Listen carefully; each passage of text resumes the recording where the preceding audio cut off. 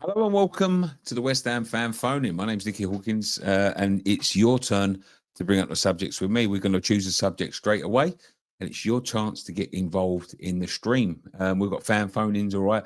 But the first thing that we're asking is Graham Potter the right man for West Ham? We're going to be reading out comments throughout the show. If you want to get involved, ask for the link, and Dan will gladly send you the link, and you'll be able to have your say. Maybe we can bring Dan in audio only. Dan, can you come in audio only? And give you video as well if you want video. Right, let's have a bit of video then. Let's have a bit of video. Dan, obviously you're going to be the producer for the evening, so everyone who wants to have a bit of a phone in and come have a chat with me, maybe have an argument, recreate an argument that me and Dan's had lately, because there's going to be loads of them going on. You contact Dan. Dan will be in here.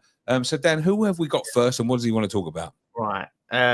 So we'll just so obviously what I would say as well, a good place as well to get hold of us is Twitter as well at West Ham Fan TV, because then I can DM you the link. I'm not going to put the link in the chat.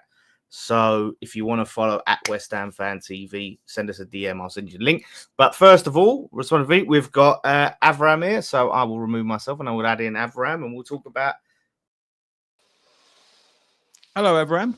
My name's any relation to Grant? No, fortunately not. But I will like to talk about a manager, though, Graham Potter. I saw that you was at the game. What did you think of the game? Oh, it was very poor.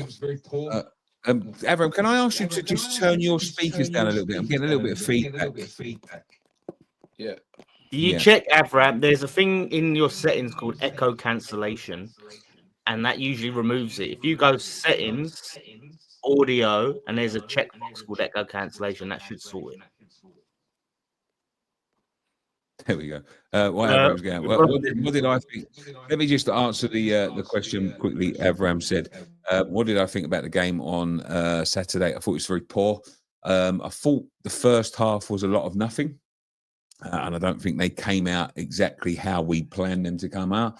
They didn't come out the traps like a newly promoted team normally would and trying to take the game to us.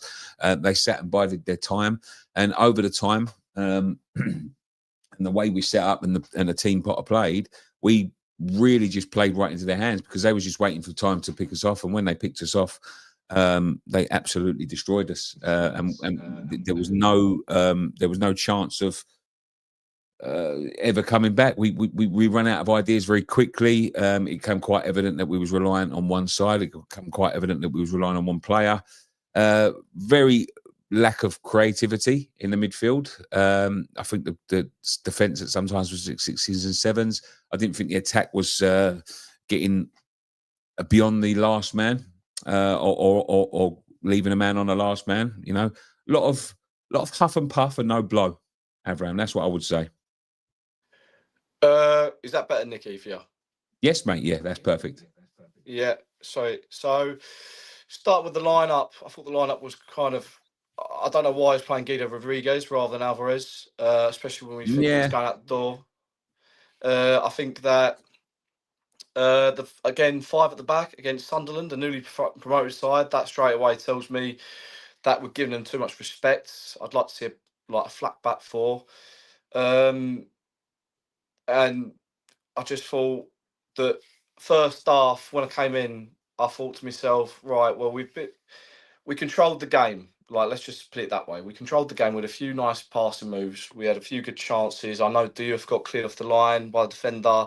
I know Bowen had an impossible shot earlier on. But in terms of creativity from that formation, it's non-existent. This team, in my opinion, is crying out for a 4-3-3.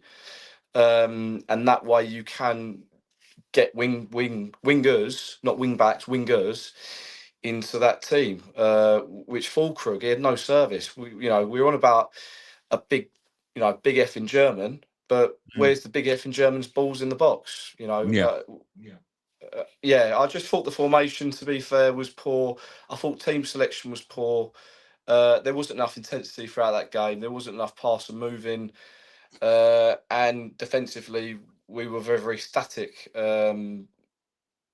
yeah, I just thought that we gave him too much respect, and I knew that we was in for a long afternoon when we came up there, and especially when we saw the team sheet.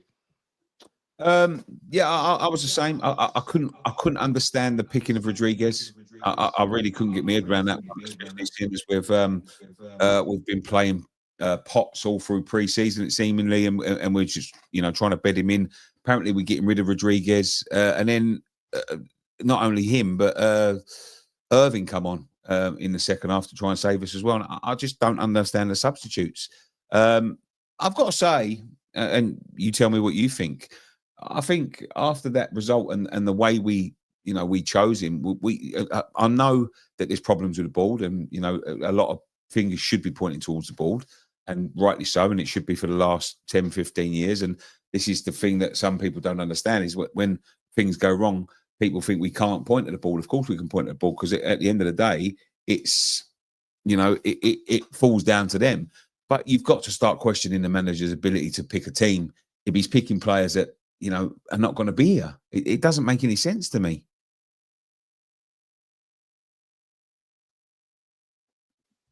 I just think that the board, in my opinion,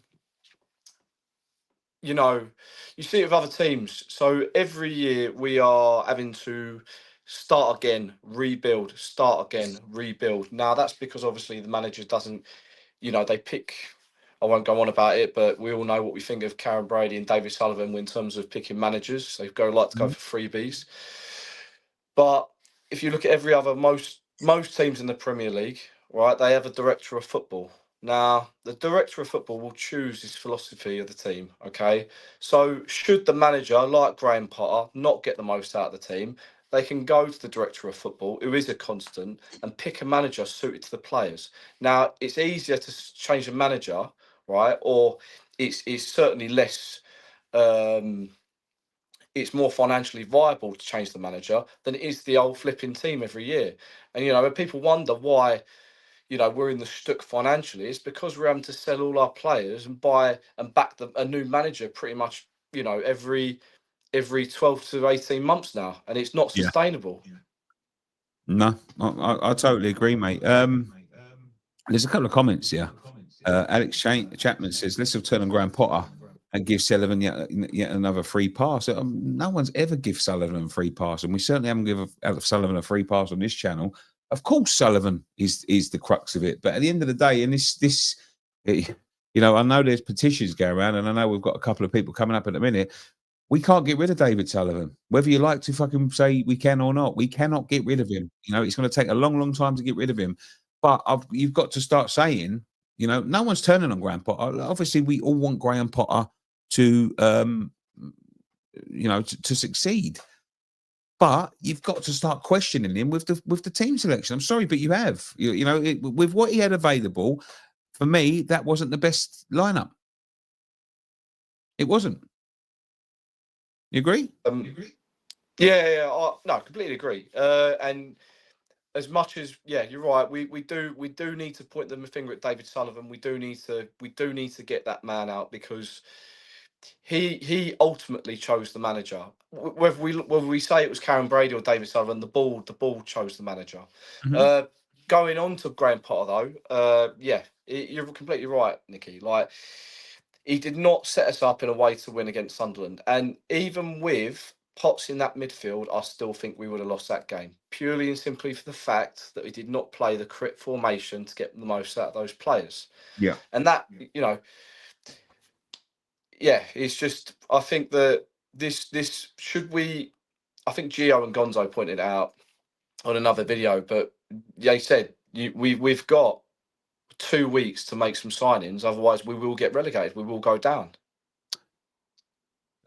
That's that is. I think we're going to be in big trouble. I really do. I don't think we're going to be guaranteed to go down. I think there's players there that can fit into a system. I really do. I do think there's players there, but he's got to find a system.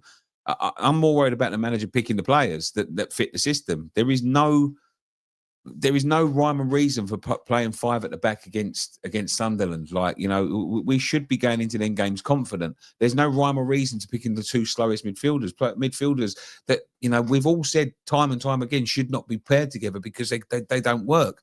We've got a young boy there ready to, you know, he's chomping at the bit to get his chance, and he's not giving him a chance. You know, he's played him all through pre-season, and yet he goes with a guy that that he's apparently going to be leaving next week. It does not make any fucking sense to me. But there we go. Avram, thank you so much. I know we've got another caller lined up, but thank you very much for coming on. Really appreciate your input on the show, mate. I think we've got Lawless. Have we got E20? There we go. How you doing, mate? James, how are you doing, mate? Not good, mate. Not good. I think we're in trouble, but we're here to talk about it. I heard what you were saying about Sullivan, but this starts with Sullivan, mate. The butt stops with him, and it's filtering all the way down to Potter, and Potter is collateral damage, mate. At the end of the day, he's the one who's going to be chucked out the door first, because the fans will turn on him first. But this is Sullivan's doing, mate. This summer's been a nightmare, Nick. Like, from start to finish, right? Going to Tottenham, yeah, and asking them to sell one of our players is an insult to every West Ham fan. Whether you're from London or you're from Australia, that's an insult. Bringing Callum Wilson there is another thing. Cheap, cheerful signing again. Like, we never moved, Nick, from Upton Park. And listen, I followed your channel ever since it started, mate, and I respect you as one of the OGs of the YouTube game, right? But this is way beyond Potter now. This is higher up. This is Sullivan literally going back on promises. And listen, I'm one of the people, especially on E20, where I will literally preach Sullivan out to the day I go. Right? You know what I mean? That's just me. But I think this situation is way beyond Potter. I think what you said about Saturday, you're correct. The way he set up was wrong. The starting lineup was wrong. But where's the help from the ownership of this club? I understand. I do understand what you're saying, Jane, and I'm with you there. You know, it does all. It doesn't start with Sullivan for me. It ends with Sullivan. You know, everything comes down to Sullivan.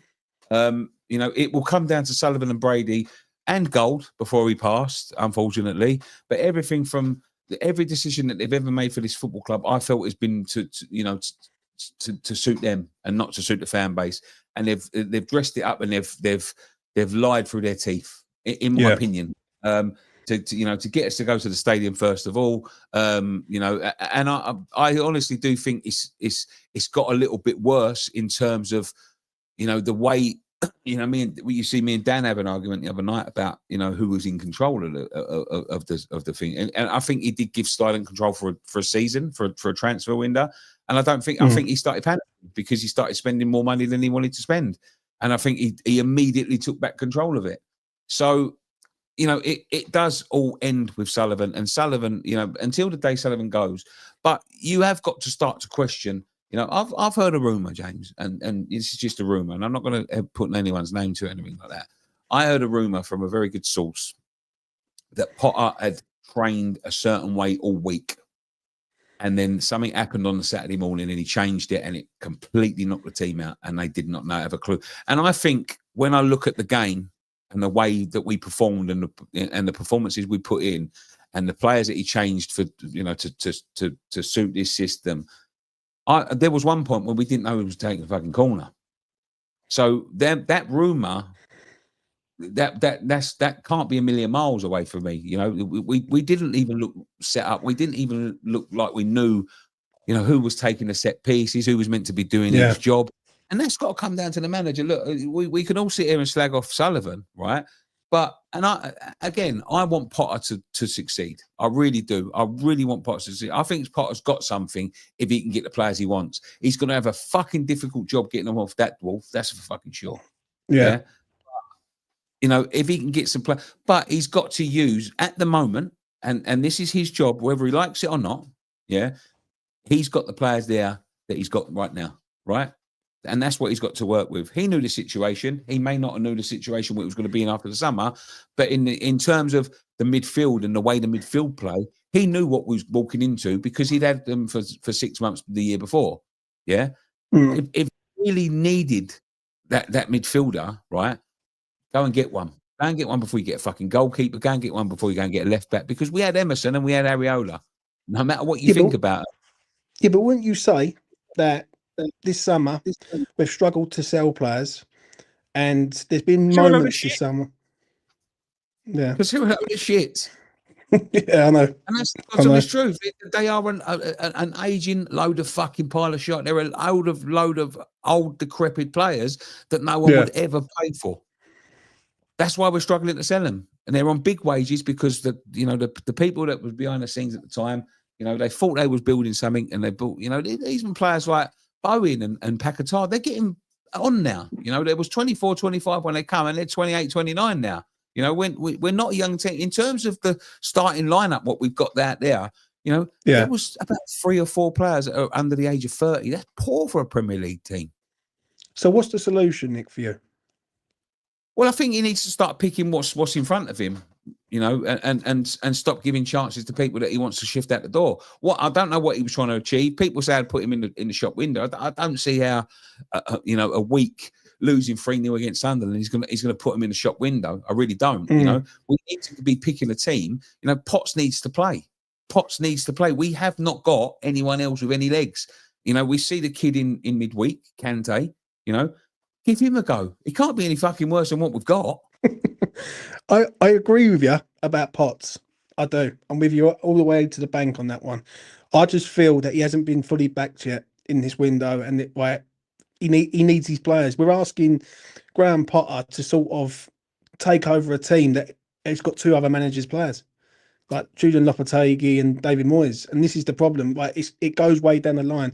My honest opinion. This is a ripple effect from last year when we brought in Julian Lopetegui, and then we sacked Julian Lopetegui, and then we brought in Potter. Last summer, we had a choice to make after David Moyes leaving. Now, we had all the Moyes in, Moyes out thing, and that was draining beyond belief. But no one can tell me that out in that big wide world, the best for West Ham United Football Club is Julian Lopetegui. Because a proper owner would have went out and bought someone out of a contract. Thomas Frank was in Brentford. Marco Silva was at Fulham. There was people there that you could have went and got, and with a bit of ambition. And the problem is, Nick, this club will never be ambitious under David Sullivan's reign. Never. We see it with David Moyes, whether you love Moyes or you hate Moyes, whatever way you want to look at it, right? But David Moyes opened the door to a lot of West Ham fans to show us what West Ham could be. Right, with ambition, with investment, with everything that we want as our club. Do you know what I mean? This is not the old West Ham anymore. West Ham left in 2016, and we are the new West Ham now in the LS, right? And we've got to act like that and demand change. Now, if them people, because I ain't even going to say their names, but if them people ain't going to leave the club, right, we have to start demanding change. And demanding that this is not right, this is unacceptable. He needs help, and you need to put your hand in your pockets and help the man out. I don't think that's too much to ask. You've been doing the YouTube game for a long time. You probably speak to many people like I do doing the YouTube game. 29,000 people have walked away, season ticket holders, over the last sort of 5 years with West Ham. That's a lot of people walking away. That's a lot of hardcore people. That's a lot of generations walking away from this club.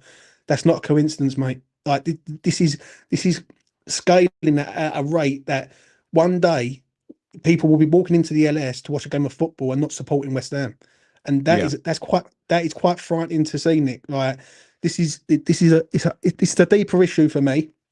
Obviously, I could speak about this all night, but I will let you crack on and get other people on. But my only concern is, Nick, is where do we go from here? Keep sacking managers.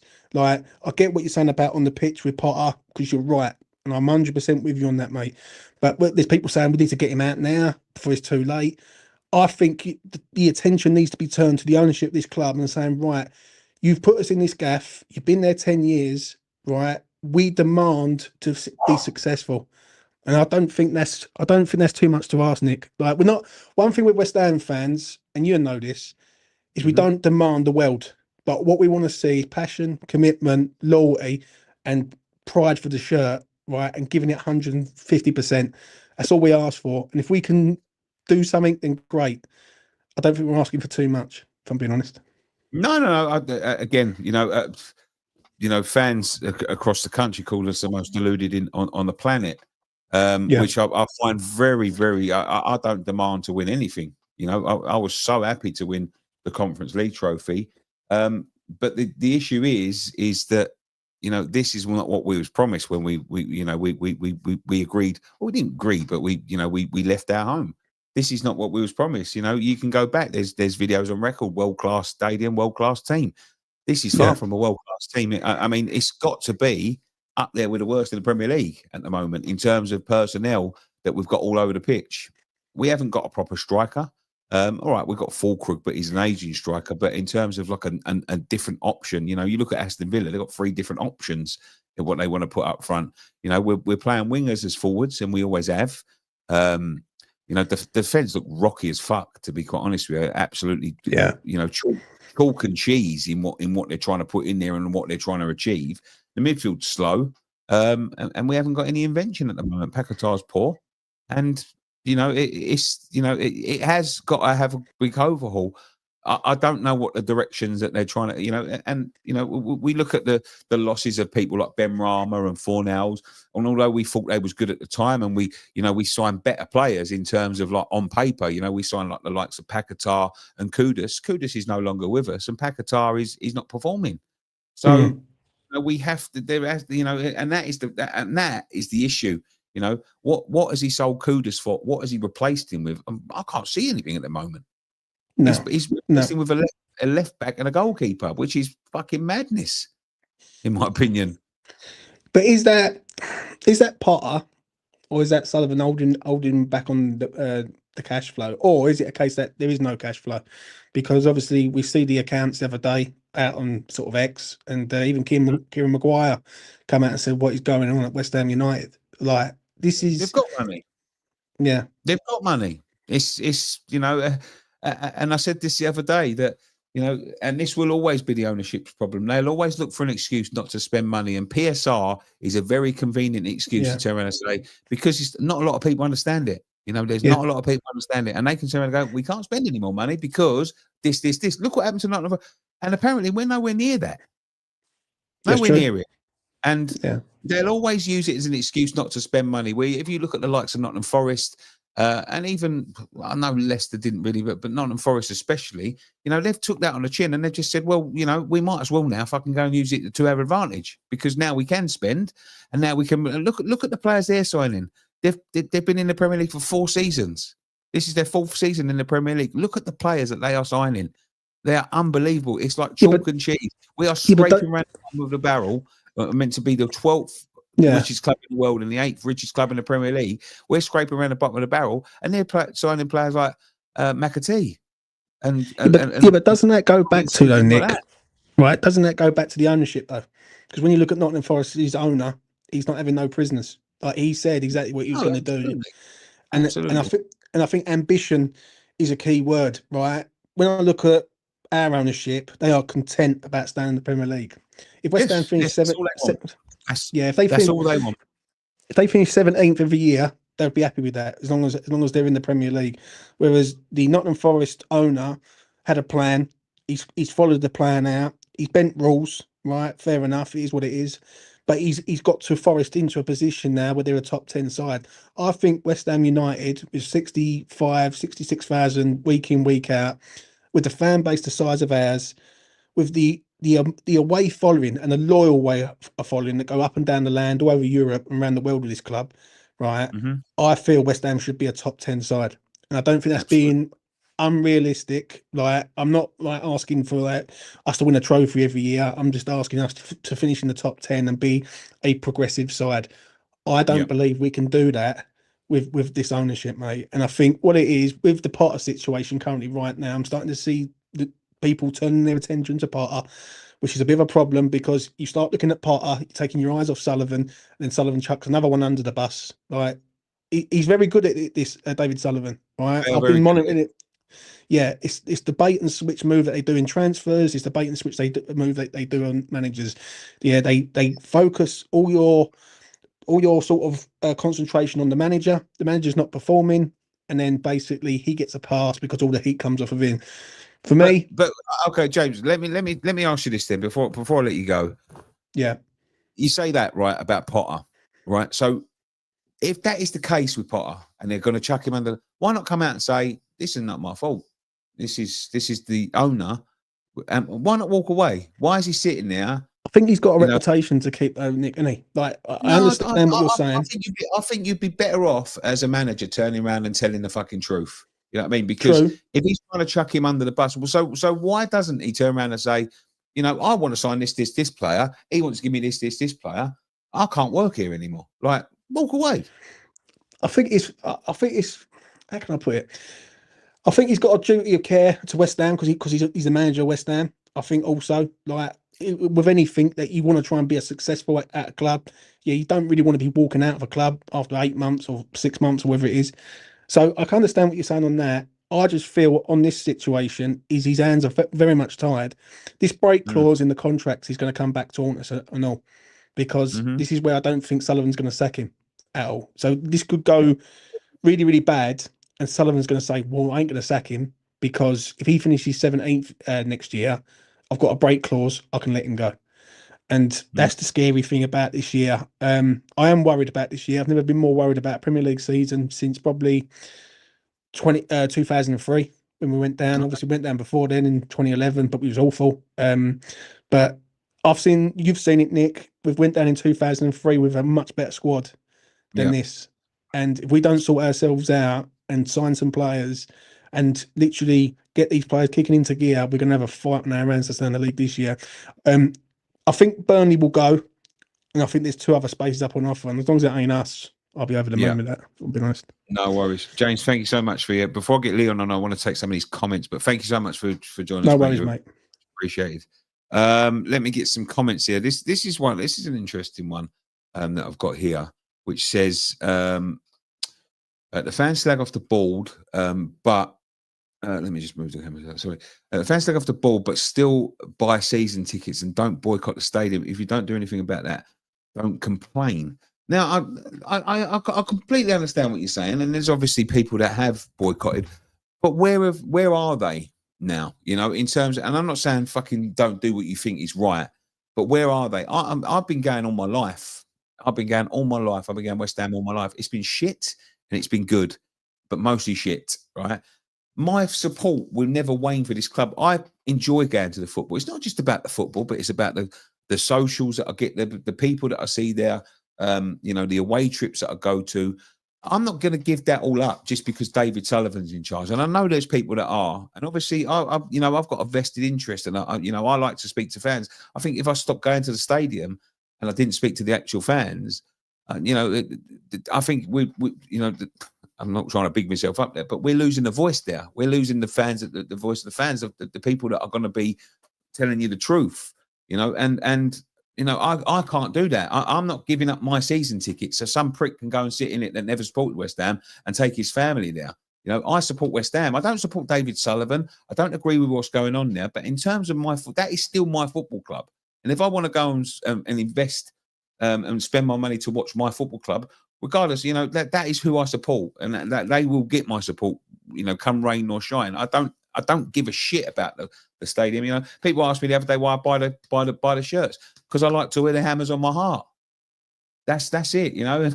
I can't see anything else that I can buy to show my support for West Ham. So, you know, we used to make our own merch. We don't now. So there we go. I'm West Ham till I die. It doesn't matter if we're playing, you know, at the end of the day, when is all said and done, whether we're playing in the Premier League or we're playing in non-league, I will still be there and I will still be talking to the fans. You know, it'll be different said.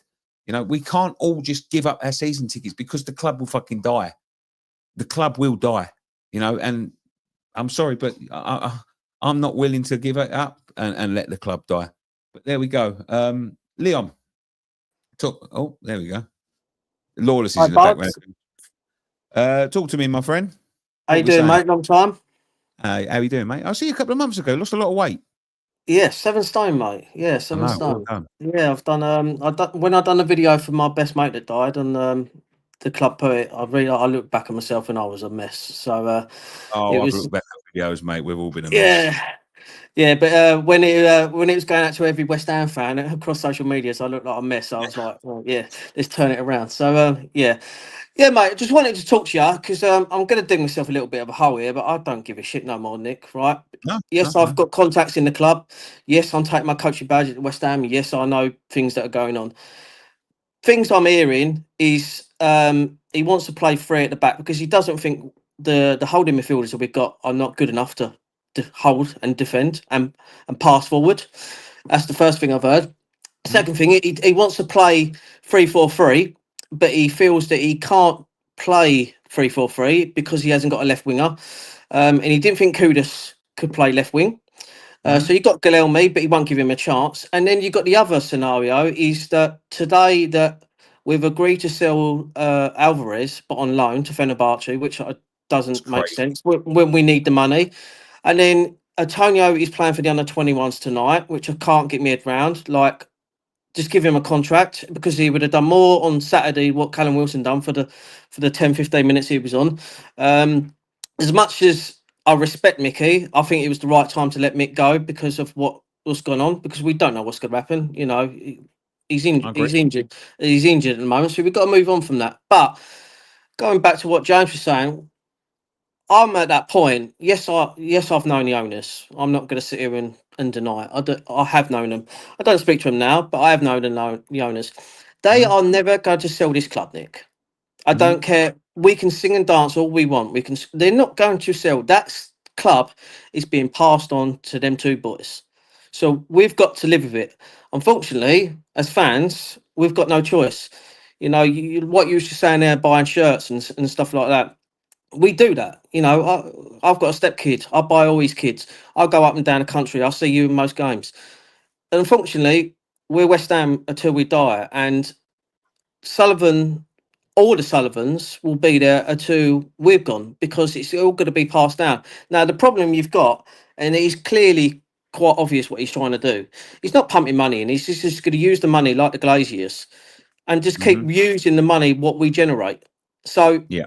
We are never going to get past. We had one lucky year under Moyes, finishing in the top six.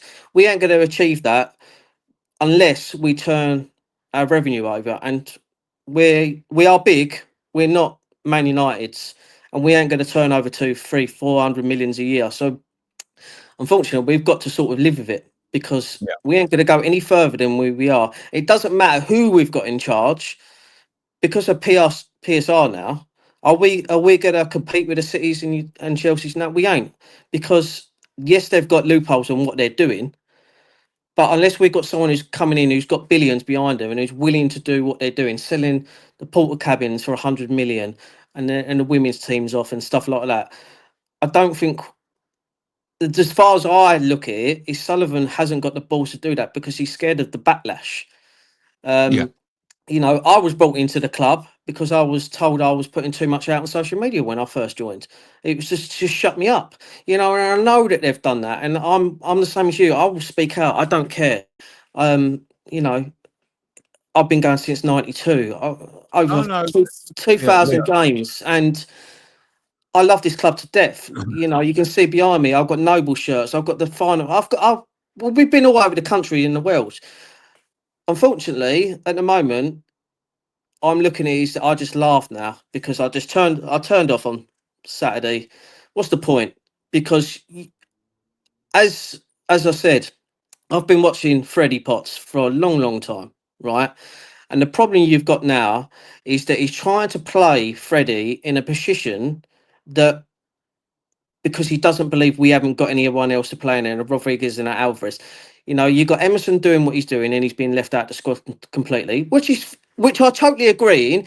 If the geezer's turning up late and he's not looking respectful in around the club, fine him, get him out the squad. Sorry, who was this? Who are we talking about here? Emerson. Emerson. Okay, that's fine. Emerson's been pushed out of the club because of being late constantly.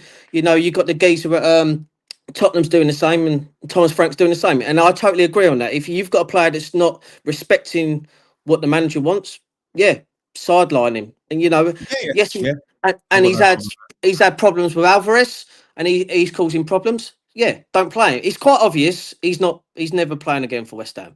You know, that was quite obvious at the back end of last season.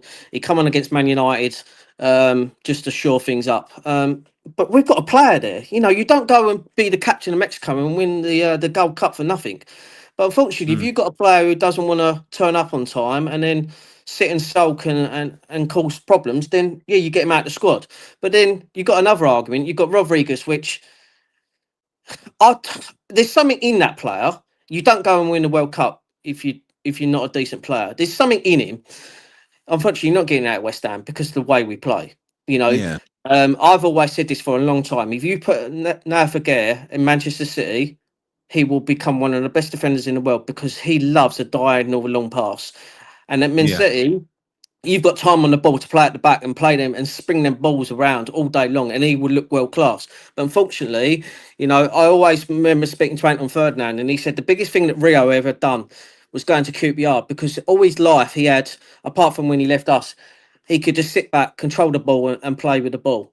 But then you go to QPR and you've got to defend, and Nafaguer is that example. He can't defend. He don't like a one-on-one. You know, he got dragged out to left back so many times on Saturday. And unfortunately, that's what they're going to do. They're going to get the balls over the top of him.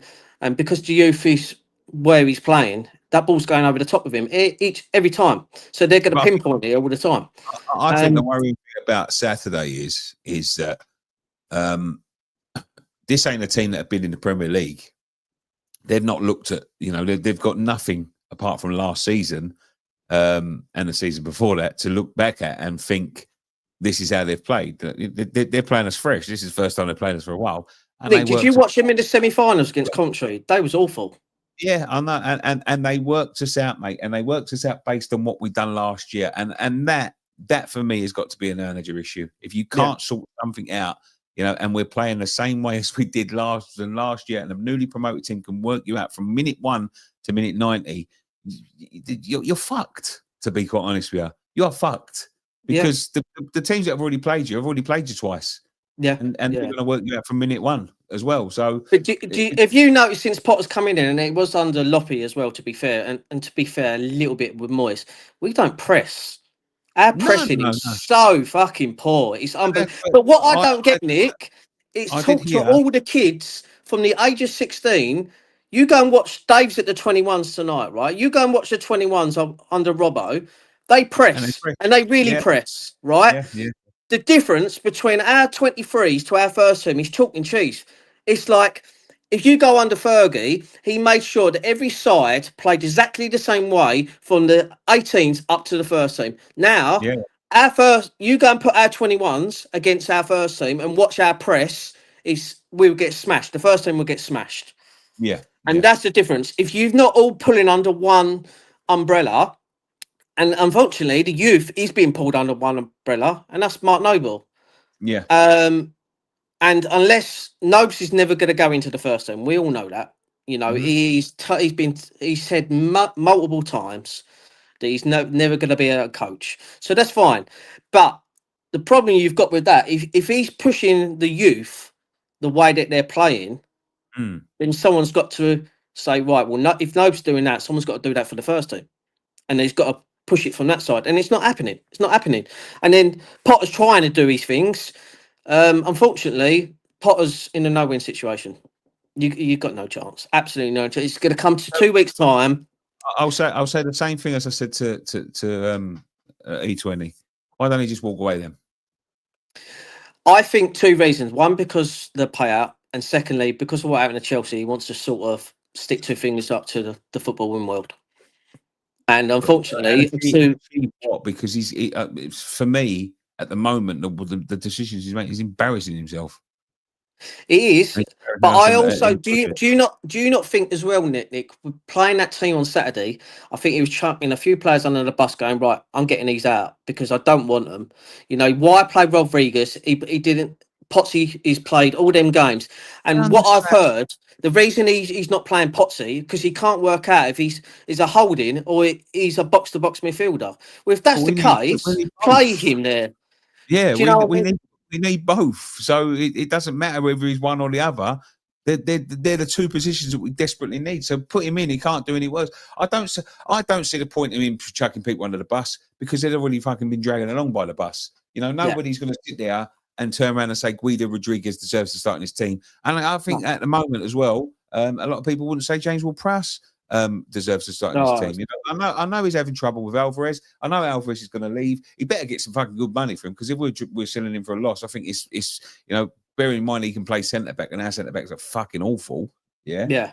I think it's the wrong move, and I think he's chucking away a midfielder that can do the job.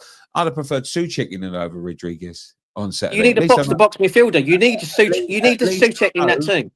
At least I know Souček will fucking try his heart out. Yep, totally agree. But there we go. Leo, thanks so much for joining us, mate. And cheers, thank you so much. Information. We've got one more. I think we're going to take one more caller because we're going to have to start wrapping up in a minute. We'll do this again next week. But someone said push Aguero into the anchor man. But there we go.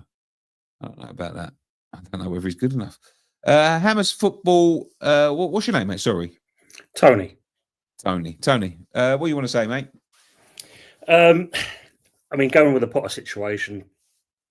Yeah, he's in a hiding to nothing when you look at it, Nick. I think at the end of the day, you ask the question, why didn't he walk? I think it's a pride thing as well. I mean, obviously they're saying about what happened at Chelsea, but I think it's more of a pride thing. Yeah. You know, it's what we do as blokes, don't we? At the end of the day, we don't want to push on and go.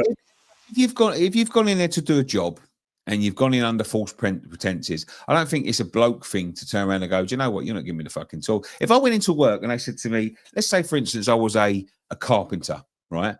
And they went to me, do you know what? You're going to come here. You're going to have the greatest workshop. We've got a fucking warehouse as a workshop. You can do all of this. We're going to be using the best wood. And I turned up and it was a garage and some fucking plywood. And I didn't have an hammer, but I had to use the back of my screwdriver. I turn around and go, do you know what, mate? You can fucking stick it because what are you going to do with it? You know, if that is the case, like if he's promised him that, and you turn up and there's something else, I don't think there's. And people know what David Sullivan's like. Yeah, you know, people are not going to turn around and go, hold on a minute, that Dan Sullivan, David Sullivan's a car boot salesman at best. When it comes down to sort of buying and selling players, people are not going to turn around and say to him, oh well, do you know what, we it doesn't sound like Sullivan and it's just you making excuses. People know what he's like. So if that is the case, and that is what has been promised, and he's not getting what he's getting, I agree with everything everyone said, but walk away. Yeah, you've got the power to then not turn up to work and just say fuck you. That's not what I can't do a job like that. I can't work like that, because at the end of the day, a bit like David Moyes at Sunderland, and David Moyes was a very good manager, and he ended up damaging his reputation with going to two clubs, because they didn't give him what they promised him. Look at him. He nearly had to leave football. It doesn't do you any favours.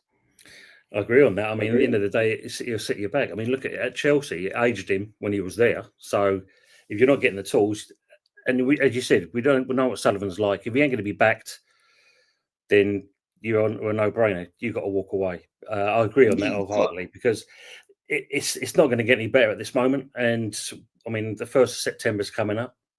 Are we going to see any more money coming in? I mean, the Alvarez thing, I mean, that's just sacrilegious at the end of the day. You can't just loan a player out. They tell you they've got no money in the first place, and we loan them out.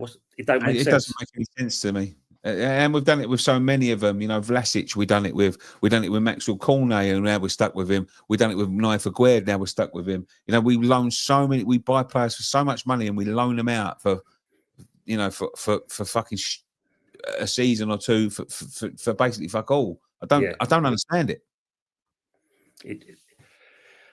It's sad to see it, because when we left Upton Park, the promises of what we was going to be getting from this fucking board, and sorry to swear there, mate. It's the fact that you can swear if you want, mate. Don't worry about it. It's just a case of from winning the Europa. It's the regression from that point onwards. That's the bit I can't take.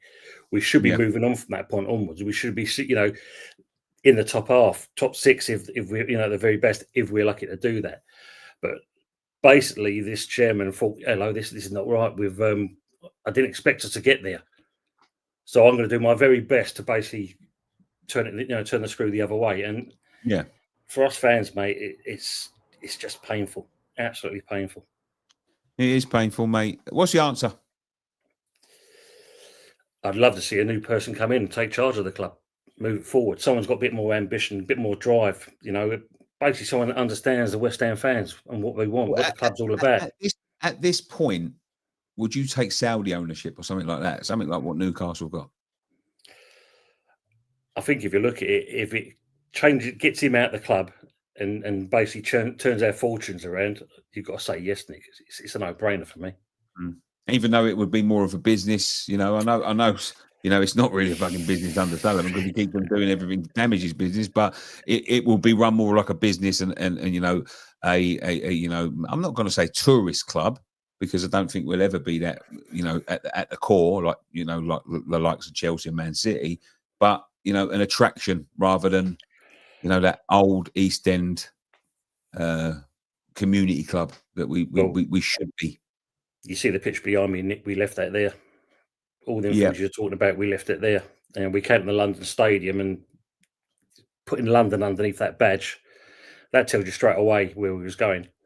Yeah. Then you're hearing about, you know, you got tourists can sit in with fans and take up seats and all this stuff. We're already there, mate, in certain respects. It's just the fact of he hasn't got the acumen to do it as a business model. Whereas maybe the Saudis or depends what's happening with this American business. I mean, that's all gone quiet. I don't know what's going on with that, you know, with Tripp. Even if that came in, at least they do something.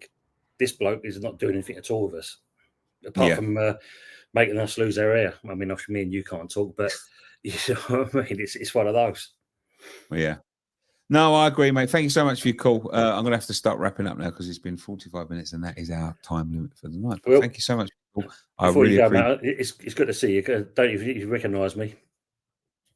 Well, you know, the airport meet and greet. Oh, of course. Yeah. I do recognise it. Yeah, I do remember that. Yeah. But good to see you, mate. Pleasure to see you, mate. Thank you so much for your call. Cheers, mate. Thank you. So there we go. There's our show for the evening. There's people arguing in the thing. Don't argue. Leave that to us here. But Alex Chapman, let's take a few more comments before I go. Speed is nothing if you don't have upper body strength. Aguerd isn't a midfielder. What a ridiculous thing to say. After I said about getting him in, I didn't say it. Crazy to get rid of Potter. Typical knee-jerk reaction. Give the man some support. He'll build a good squad and team going forward. I think the problem is here, mate, is that he's not utilising the squad as he will. I would say it would be knee-jerk to get rid of him right now. Obviously, like, you know, we could have had a bad day at the office, but you've got to say there's a lot of stuff there that we saw on Saturday that, you know, hasn't been addressed over the summer. And, you know, it was like, you know, trying to start up a Lamborghini when you know the wheels are missing, you know, and you do it after the summer and you haven't replaced the wheels. It makes no fucking sense, you know.